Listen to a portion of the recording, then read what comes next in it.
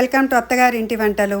ఈరోజు మనం మెంతి కూరతో ఒక కర్రీ చేసుకుంటున్నాము. చాలా బాగుంటుంది, రోటీస్కి బాగుంటుంది. ఒక చిన్న గ్లాస్ పల్లీలు, చిన్న గ్లాస్ నువ్వులు, చిన్న గ్లాస్ పుట్నాల పప్పు, ఈ 3 వేసి నీళ్ళు వేసి మెత్తగా గ్రైండ్ చేసి పెట్టుకోవాలి పేస్ట్ లాగా. ఒక కడాయి తీసుకొని 4 ఎండుమిర్చి వేసుకోవాలి.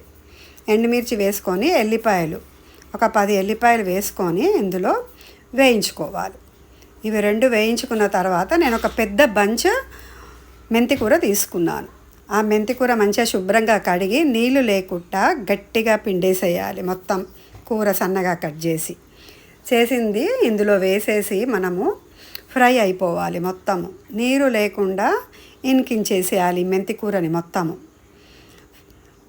5 మినిట్స్లో అది మొత్తం నీరంతా ఇనికిపోతుంది, తొందరగానే ఇనికిపోతుంది. నీరంతా తీసేయాలి. ఇలా వేయించుకున్న తర్వాత మనము ఈ వేయించుకున్న దాన్ని పక్కన పెట్టేసుకోవాలి. ఇలా డ్రై అయిపోతుంది మొత్తం. ఇది మొత్తం పక్కన పెట్టేసుకోవాలి. ఇంకో కడాయి పెట్టుకొని ఆయిల్ వేసుకొని ఎల్లిపాయలు వేసుకోవాలి. ఒక 15 to 20, 15 నుంచి 20 వరకు ఎల్లిపాయలు వేసుకొని వేయించుకోవాలి. పెద్దవి 2 ఉల్లిగడ్డలు సన్నగా కట్ చేసినవి వేసుకోవాలి.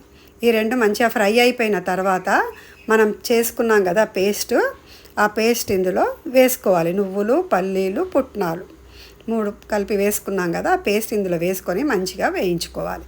ఈ వేయించుకున్న తర్వాత పెద్ద టమాటాలు అండి, 4 టమాటాలు ఇలా ప్యూరీ చేసుకొని గ్రైండ్ చేసి పెట్టుకోవాలి జ్యూస్ లాగా. ఇది ఇందులో వేసుకోవాలి. కారప్పొడి 2 స్పూన్స్ కారప్పొడి వేసాను. 2 స్పూన్స్ ఉప్పు వేసుకోవాలి. 2 స్పూన్స్ కారప్పొడి వేసుకోవాలి. మీ క్వాంటిటీని బట్టి కారము, ఉప్పు మీరు తినేదాన్ని బట్టి కారం ఇంకెక్కువ కావాలంటే వేసుకోవచ్చును. ఇదంతా గట్టిగా ఉంటుంది.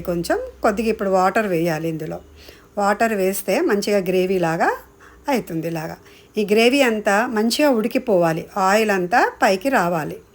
మంచిగా ఒక 5 to 10 మినిట్స్ మంచిగా వేయించాలి. గ్రేవీ అంతా వేగిన దాంట్లో మనం మెంతికూర సైడ్కి పెట్టుకున్నాం కదా, అది వేసేసి ఇది కూడా ఒక 5 మినిట్స్ ఉడికించుకోవాలి. మంచిగా వేగిపోతుంది మొత్తం.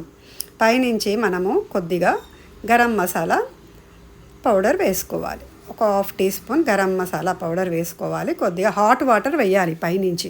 చల్లటి నీళ్ళు వేయకూడదు. మీకు గట్టిగా అనిపిస్తే హాట్ వాటర్ వేసుకోండి. మొత్తం కలిపి పెట్టేసుకోవాలి. అంతే. ట్రై చేసి చూడండి. Thank you.